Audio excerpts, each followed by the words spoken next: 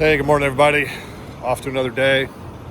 Got a 50 MTI V 5500s. We got to run over to a paint shop over in Miami this morning, so we're leaving out of the customer's man cave garage over here in Fort Myers.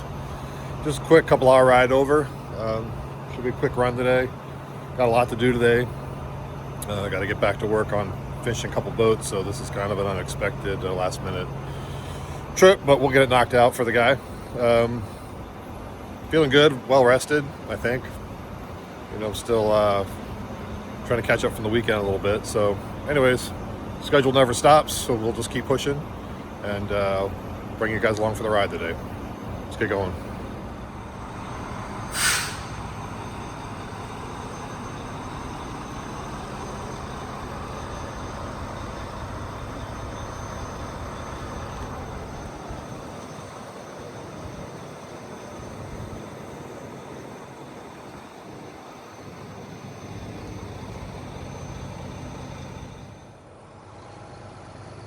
So let's talk about my truck.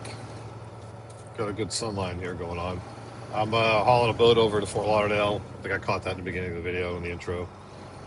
Just crawling through Fort Lauderdale traffic right now. So it'll be a good opportunity to kind of just chat a little bit for a sec. So let's talk about the truck. Had to have some questions about it over the past. I never intended on buying a semi-truck. Wasn't my goal, never was on the radar. If you're not familiar with my business, we're kind of an all-encompassing concierge level high-performance boat maintenance repair shop. A lot of my customers, we just basically do everything for them, whether it comes from maintenance to service, to customization, to repower, to storage, to moving their boats back and forth seasonally to their other houses. That's in particular what kind of brought this on. I contract out that work, or have contracted out in the past. And unfortunately, that side of anything, transport, cars, boats, whatever, that just brings out the worst of the worst, the most shady, sketchy, unreliable people you're ever going to come into. And I was just having consistent problems with guys showing up, running these boats with no permits. Everything is wide load that I have, so you have to run permits to be legal. They don't have insurance, they don't have proper insurance, they don't have enough coverage, or they're just sketched out, been on the road too many days in a row, too many chemical substances, unfortunately. So it just got to be too much risk and too much exposure for me, because at the end of the day, the customer's paying me to handle the situation. They don't know who, how, or what I subcontracted out to. So at the end of the day, I'm on the hook if something happens. So it just got to the point where I made the decision I got to bring that part of the business in-house.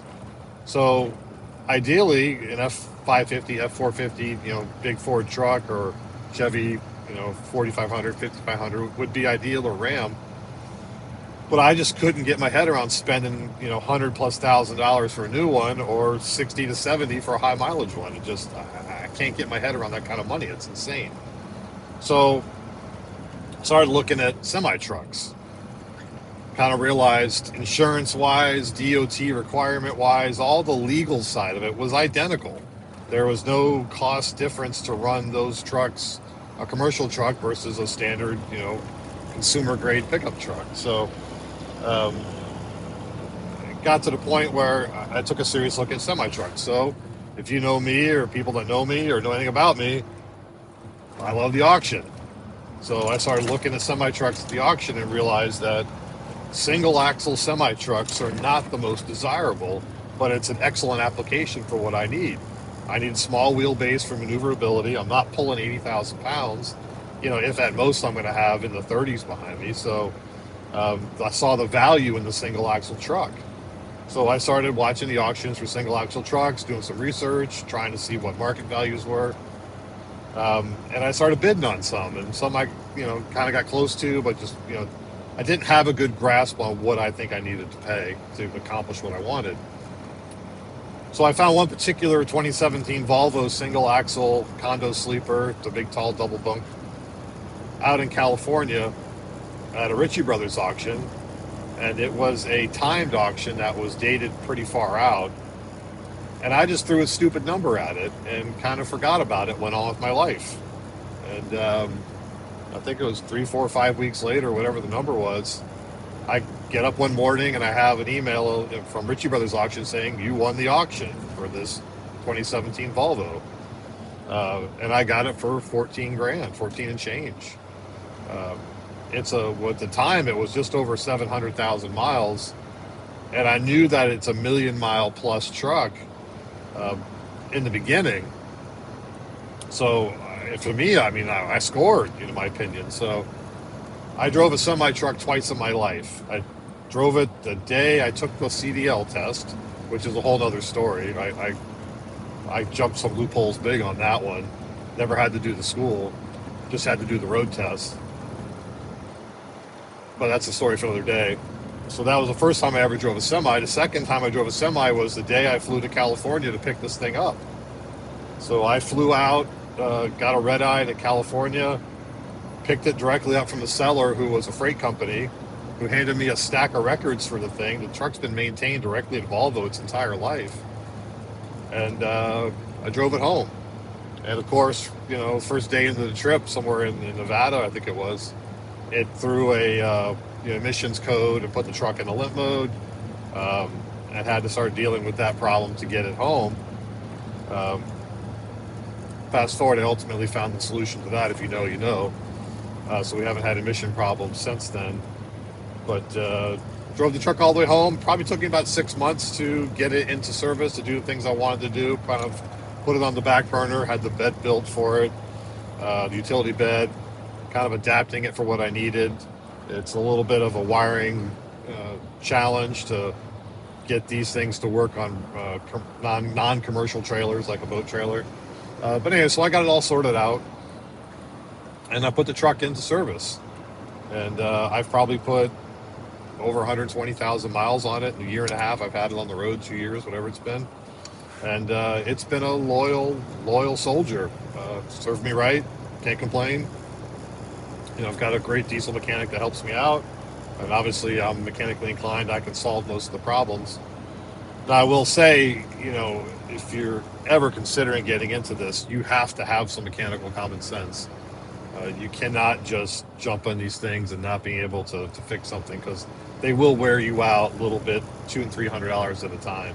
Always fixing a light, always fixing something, a shock, a bushing. There's always something to fix on these trucks when you get into the higher mileage trucks.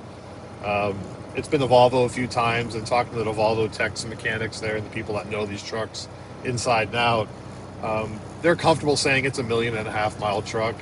I don't know if I'm going to carry it that long. I'll probably push it to about 1 million. And I've already started looking for a second truck, a backup truck or something like that. But it's not a priority. If I come across the right screaming deal again, I'll buy it. But yeah, no, so it's just been a great part of the business for me. I got to get somebody in the truck. I can't keep driving it all the time on these long trips. Fall and spring are the two big busy times of the year for the truck. I don't mind the Poker Run Key West seasonal stuff that we do. I don't mind doing that at all. But the problem really comes down to not someone who can drive the truck, but who can drive the truck with common sense and know where to park and know where to stop, because any damage to these boats is just catastrophic financially. Insurance will just drop you like a brick and be difficult to insure. They're going to price you way out of the market. So you've just got to go beyond and beyond to do things extremely careful. There's too many truck drivers that are just fleet drivers that don't care. They're in someone else's truck. They don't care if they bang into it, bang into you or them. They could care less. They could lose their job and get another one tomorrow. So finding the right guy that knows where to stop and how to run the truck and how to load a boat, how to strap it correctly, these are the challenges I have. So finding someone to do that for me is got to be a priority in the 2026 for next spring. So I'm going to wrap up this fall season of 25. Right now it's in October. Halfway through it, should be done with it. But yeah, in a nutshell, that's the story of the truck. If you have any questions, throw a comment below. I'm happy to answer it. I'd say I'm pretty much educated top to bottom when it comes to these things now. Do I enjoy it? Sure. Absolutely. I've always traveled the majority of my life. I love seeing parts of the country. You know, not being tied to a desk, that's absolute torture to me. Um, God bless those of you who can do that. I can't. But anyways, that's the truck.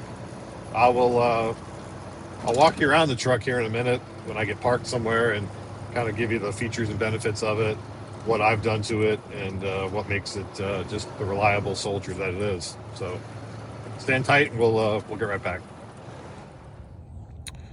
So this is my 2017 Volvo. I think it's a 670 VNL.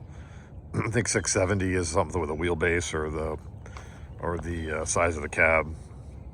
Anyways, so it's a condo sleeper, so that means there's a double bunk inside. It's got a 13-liter Volvo with a Volvo I-Shift. So what that means is essentially it's a standard regular transmission that the computer shifts. So you actually feel it. It has a clutch. The clutch engages. You feel it move the linkages with servos or motors or something like that. So it actually shifts the gears for you. And it's really damn good at it. It's excellent. So for what it is, the truck gets really good mileage. I can get as good as 10 empty, but traditionally it's 8, 8.5, 8.9, depends on what I'm towing. It's dual tanks. I think it holds about 250 gallons of fuel. So it'll go further than my bladder can hold usually. So I can get pretty good range, and what that allows me to do is to plan fuel stops. So I usually will map out where's the cheapest fuel, and I'll run from Florida to Connecticut and most of the way back and just hit one main fuel stop that has the best price. Sometimes South Carolina has the best, or sometimes in Florida, believe it or not. So anyways, so the bed we had built, or I had it built. It's all steel. Took the fifth wheel plate off of the truck. Had the bed built on top of that. The bumper tow hitch is a huge steel plate. It's kind of hard to see with the bed on here. But basically, it's an independent steel piece that fits over the frame like a shoebox. And then it's bolted onto the frame with some existing bolts. Super solid. I mean, this thing's a beast. And then I've got a Gen Y adjustable hitch bolted onto that. And then I have a Gen Y torsion hitch that goes into that as well. So mud flaps, LED lights. I spent all the money on Goodyear tires. You can't go cheap on that at all. Toolbox on this side. Gooseneck plate and the door up top. Got strobes on it. I have a standalone air conditioner inside the truck. I don't like to idle the truck at night, so I have a generator I run. You can see there in front, the yellow, and that plugs into the air conditioner. The air conditioner is a standalone R2D2 type that you'd have in your house. It just blows exhaust out the side of the truck through a port that I made. So other than that, loyal soldier. It's a work truck, certainly not a show truck. It shows its miles. It's got a few dings and nicks and cracks here and there, but just a solid piece. You know, if you told me I'd own a semi truck one day, I would have told you were nuts. But man, it's just tried and true. It earns money, does exactly what it's supposed to do, and it's a blessing to have. All right, that's gonna wrap it up for today. I need to get this video posted and edited and posted. I'm a little bit behind on my schedule, but we're still on track. Get this video posted today. That'll keep me on track with the schedule. Coming up on halfway. I think I don't know, I got to count them out, 12, 13, something like that. So 14. So coming up on halfway through the 30-day challenge. Feeling like we can get it done. This week's pretty busy, so I should be able to catch stuff here and there and try to make some decent content. So appreciate you guys for watching. Looks like our view count's going up, which is really encouraging. The Cletus stuff has really got some better views than anything else, ironically. So, yeah, let's get going.